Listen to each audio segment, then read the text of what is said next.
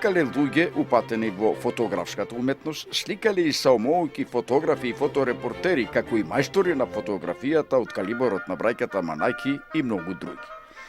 Дел од тоа богатство е сместено во депоата на Битолскиот музеј.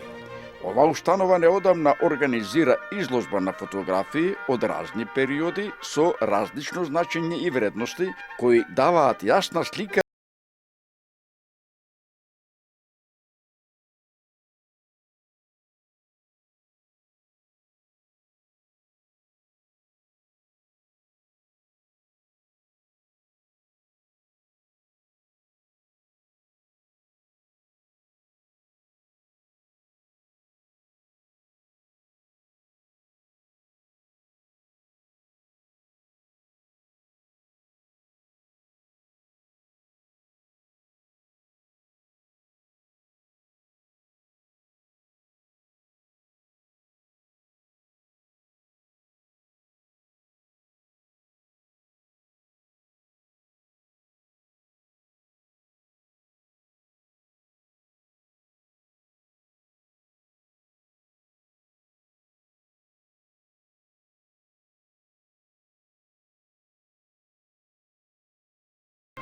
Значи, секоја фотографија си представува историска приказна, нешто зговор, нешто значи така натаму.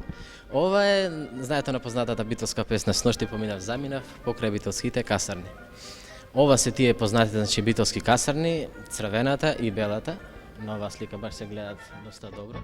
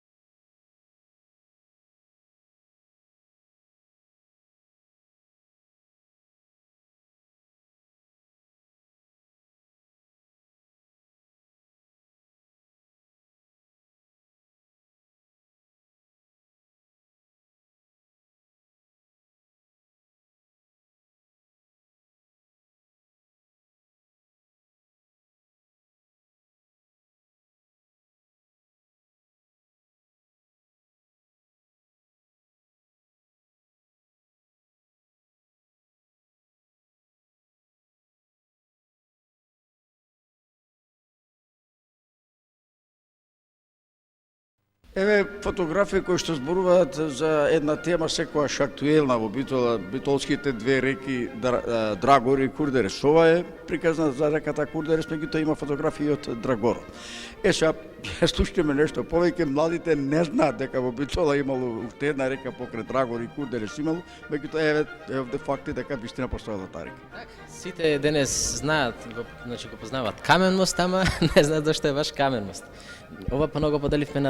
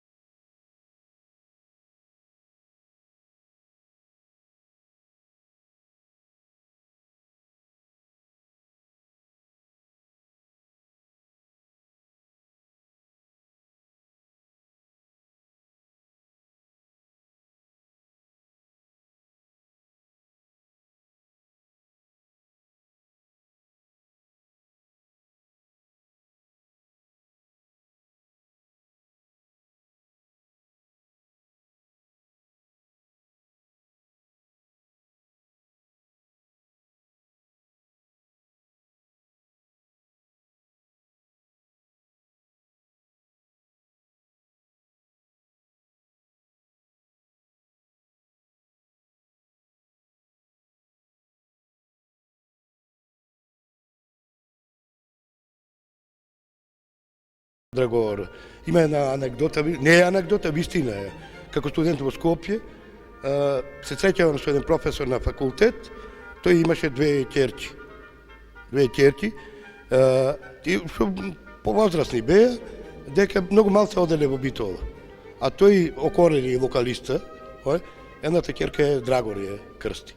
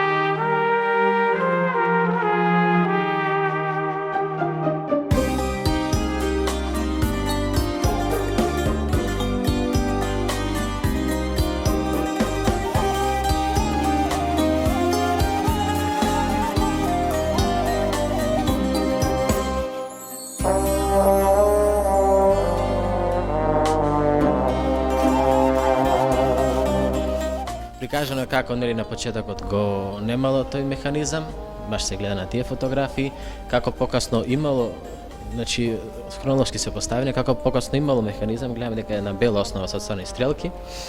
Представена е во текстот и легендата околу нели тие 60.000 јајца како биле земени од народот за градбата да биде што потврста.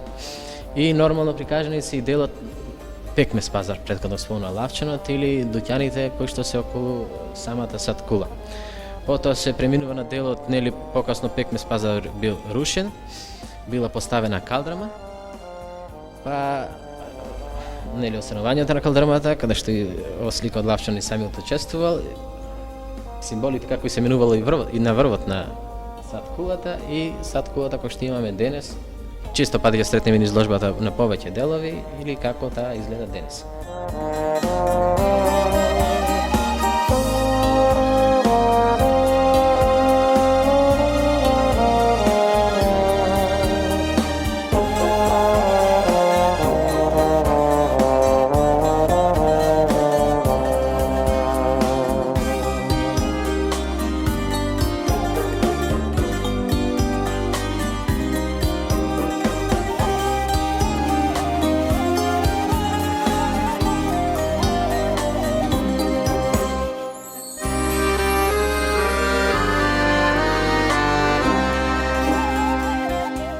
Ова сега е приказната за битолските чарши.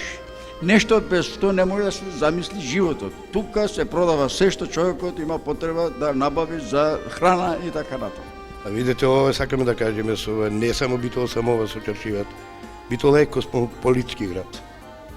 Зборуваме за тоа дека Битола се препознавива по чаршијата, по пазарите, по гробиштата, имаме 8-9 гробишта, најразлични објекти, мислам риси споменици од најразлични периоди, тоа е печатот на Битола. И од најстаро па до денешно време. Овде сакаме да кажеме пазарите, чаршијата, безистено, зашто основна за развојот на градот Битола. Ако има пазар, ако има продавање, земање, препродавање, има и самата општина. Тоа сакаме да, тоа ни е основната поента. И овде ќе кажеме, еве го пекмез пазар, го кажуваме, еве го дрвен пазар, еве еден дел од, ако одиме вака, еден дел од пекмез пазар како изгледа. Многу битолчани, видите, ќе каде овде, ќе познат, еве Кантаро, видите, е и постара и понова, ова ка се вика. Еве кај Лебедиите, ова е пазаро, ка се вика. Еве го низ чаршијата.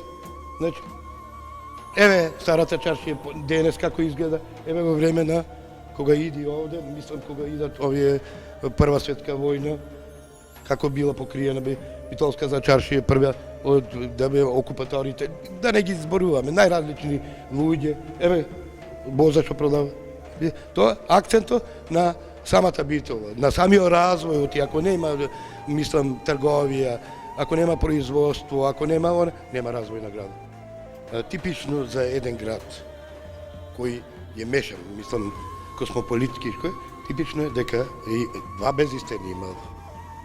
Според документите има еден помал и овој понов.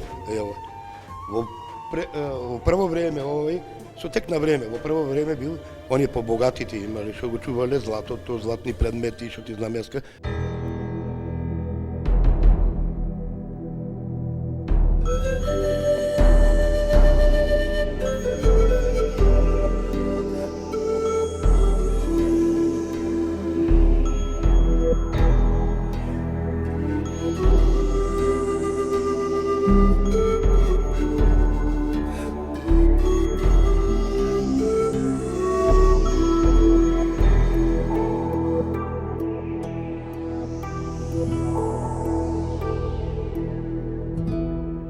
Ова е паното со верските објекти во Битола.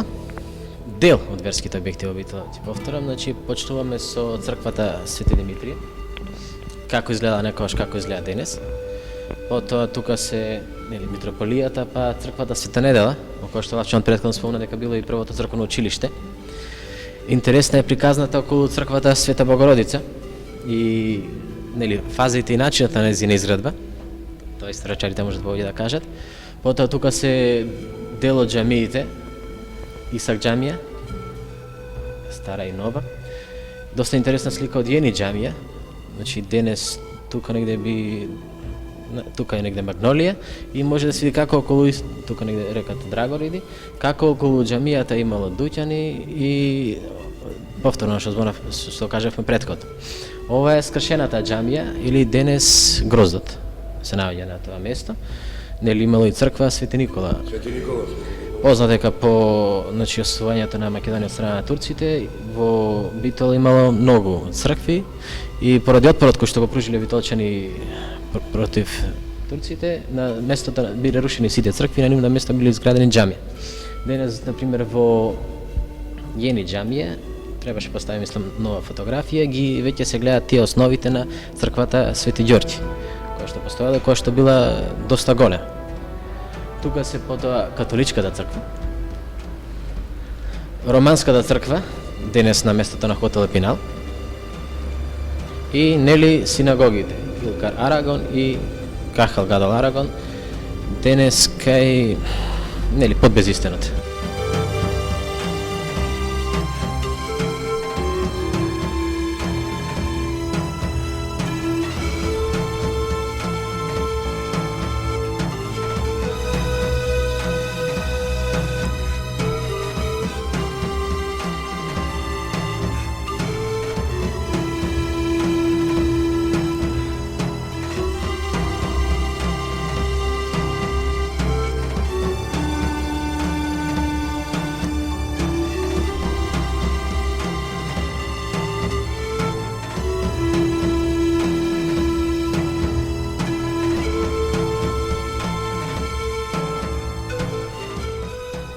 го делот во кој што се прикажани неколку фотографии поврзани со животот на првиот снимател на Балканот, Милто Манајки.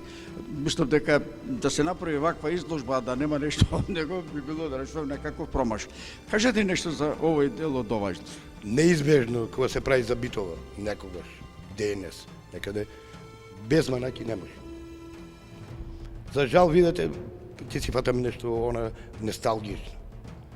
Фондо на Манајки, како што е, да речеме, филмскиот материјал, како што е сликите, негативите. За жал, тој со текот на времето, после ослободен за жал, отидоа на неколку места, да речеме. Имаме еден фонд во Скопје, имаме фонд мал дел во Битолскиот терен, имаме, јас сретнав дори фонд има некој си во Хрватска, во Загреб, се училиште да имаме.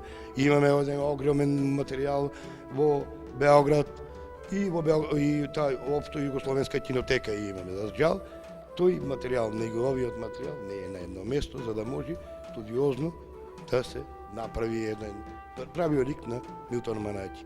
Ние само кубиме за да дознаеме на една вистина. А и за Манајки има многу вистини. Што треба, со тек на време на младите генерации треба, например, да дојде до израз и големината на нашиот сограѓанин Милтон Манајки. Многу има дадено за Битола, многу има оставено, а не знам ние дали имаме вратено. Ајде неколку збора за овие мајстори на Манајки. Мајстори, секој слика си носи свое време. Видете она, зошто е славена таа слика? На терен е. На Прва светска војна на терен снима. Ова фотографија, ова е после војната, некаде 60-тите години. И кога зборуваме за Манајки, и имаме само еден делич што тој ни остави. Еден делич. Секоја слика, еве го неговото кино. Овде дел од неговото кино. На трешниот дел, и кај таму и изгорениот и надворешниот дел и изгорениот дел.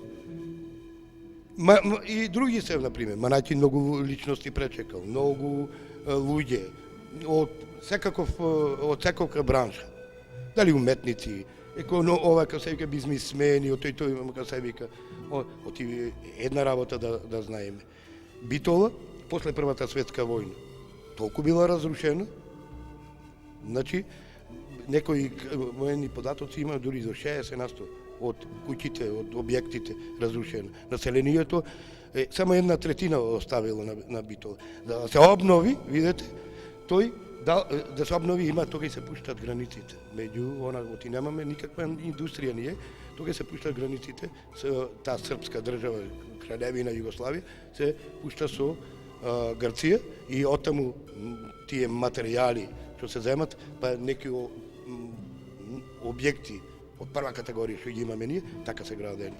И многу допринесел таа врската, например, нови познати битолски фамилии, како што е Герас, како што е Манајки, Бејака и ред други. Секоја онака се вика си има своја слика. Оде ја решат петти. Зошто сакаме да го прикажеме дека едини толку бил Манајки, мислам, така слободен, што слегајќи на железничката станица, Манајки мораше да застани, за да го сними. Тие тога и гавазите негови околу него, кој е овој што ти знам? Но султанот рекол, стоп, дозволи да се слика. Истото тоа, видите, истото, на првото доаѓање на Тито, во Битола, истото му направи на Тито на железничката станица. И истата постапка е исто, зато се оде ставени тие. Оде Манајки, зошто е Манајки? Манајки има од Илинденскиот период. Пред Илинденскиот период, например, оние воени чети што ги имаме, познати македонски револуционери, како и познати чети од битолскиот војводи од Битола, ги има сликано. Како ги слика, тоа е историја.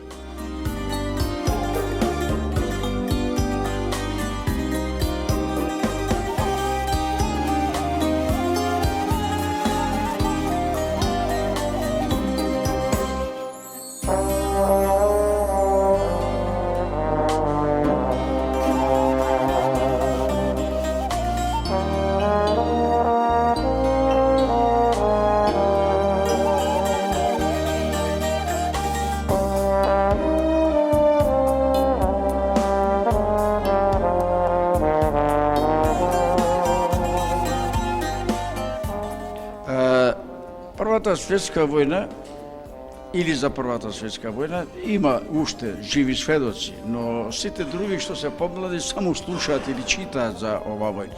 Ако некој на вистина сака да ги види стравотиите на таа војна, може да погледне овие фотографии. Так. Оно што е интересно за овие фотографии е дека тие неодамна ги пронајдовме преку нашата интернет кампања.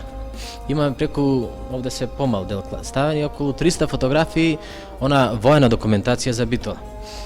Тука се гледа на, знаеме дека крајот на 16-та година Битола, српските и француските војски значи влегуваат во Битола, а дека пак бугарските, австриските и германските се повлекуваат кон Пелистер. И цела 17-та година Битола е бомбардирана, имаме дори и со гасни бомби. Баш тоа е прикажано на овие, значи таа француска војна документација и може да се види каква била состојбата во градот во тој период. Она за нас како музеј што беше интересно, тука можеме да имаме многу локации и не само во самиот центар, туку и во тие битолски сокаци. Она што е за нас интересно кај овие фотографии како музеј денес е што дел од тие локации, значи повторно како таа интернет кампања, успеавме да ги дознаеме со помош на нашите пријатели, Facebook пријатели, интернет пријатели. Ја објавивме оваа галерија на интернет, се покажа како доста успешна и кај некои локации самите битолчани не успеа да се, значи да ги откатеме повторно го имаме тука џепаното и може да се види тука страдањата на битолчани.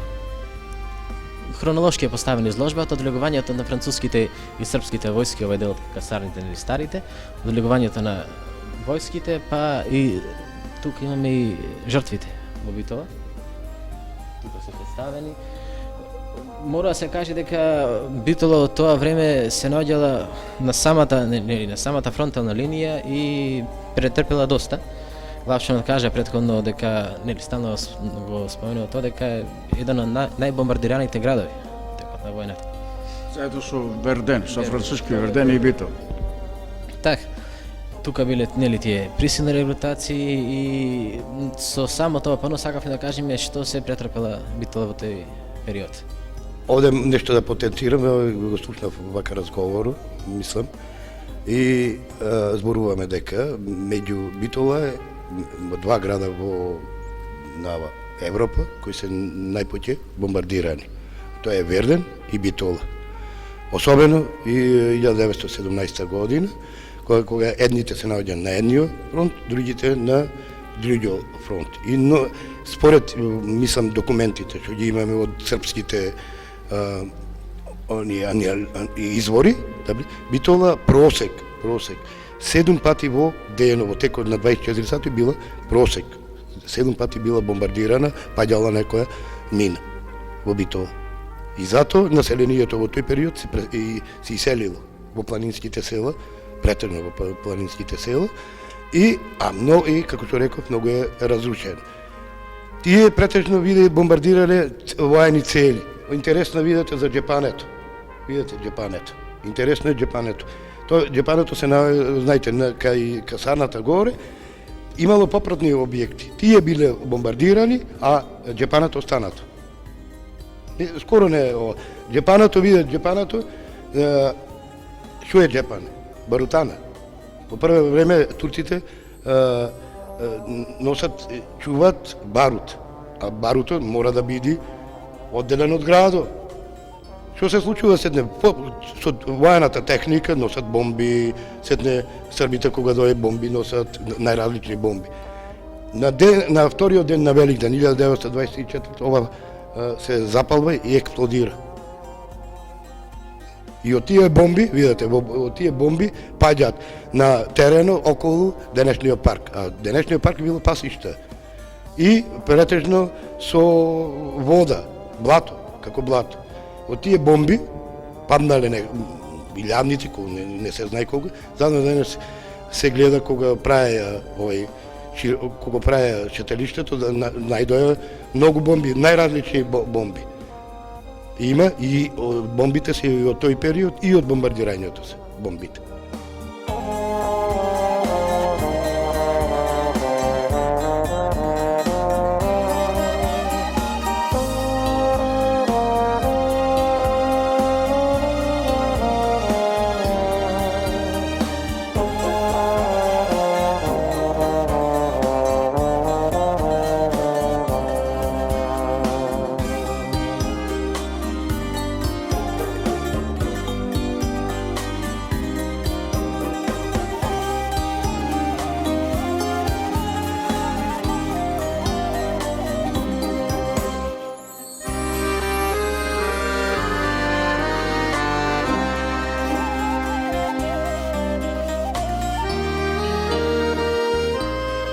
Битола е позната по тоа што многу пат теписи пишувале или оставале по некоја фотографија за неја. Ова веројатно е пано кое што говори за тоа кој поминал, што снимил, што оставил, а и сигурно имаме некој наши автор.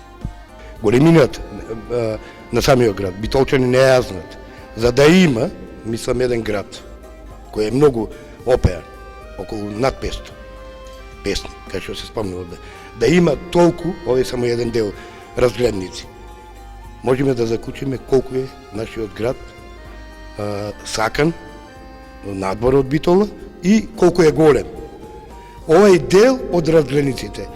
Разгледниците не се само од наше време, туку се од време на турците, па после турците идат србите, па идат и бугарите, па идат ова новата држава која беше.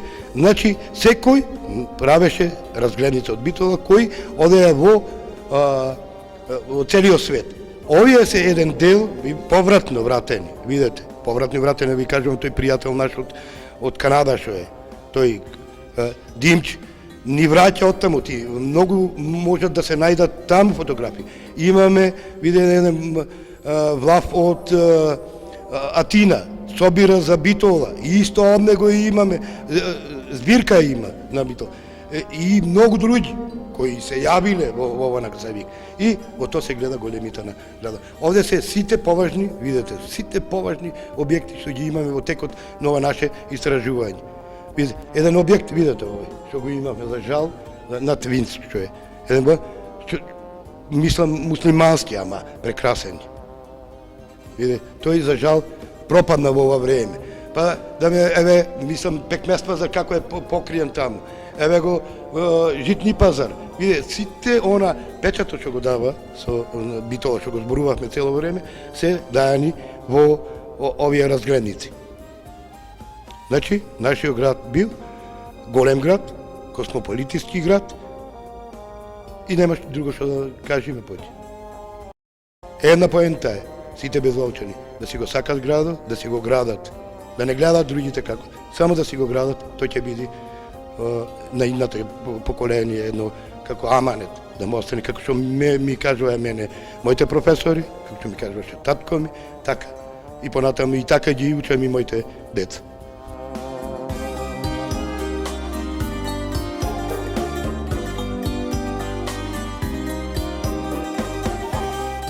Ајде да слушаме за како се роди идејата да се отвори една ваква изложба, што верувам дека ќе побуди бројни носталги кај луѓе и што многу ја познаваат Битола, меѓутоа и луѓе што сакаат допрва да ја запознаат малку повеќе Битола. Идејата беше ова изложба да има еден прекрасен каталог што ќе ги офатиме сите фотографии што ги имаме. Ова е само една третина од она што го имаме ние, да направиме еден каталог за мислам за општинското собрание и за ние знаете, ние сме една установа во Битола што сме најпосетени.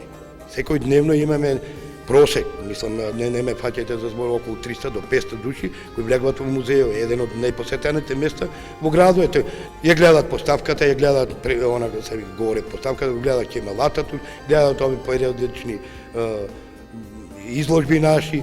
Сакат некои само неќе да видат овие поставка, сакат само да го видат пацијото. Имаме секој дневно, мисламе што сакат. Значи, да, јас само едно подпрашање се Оскар, веројатно желбаш она што представува богатство во вашите депоа, да излези малку на јавност, да се види, се презентираш во било и како готи. Луѓето не можат да прочитат, а можат преку сликите многу повеќе да научат. Така, баш тоа сака да го кажам, дека пред одеден период почнавме ние со дигитализација на нашиот филмски материјал. И почнавме со таа интернет кампања.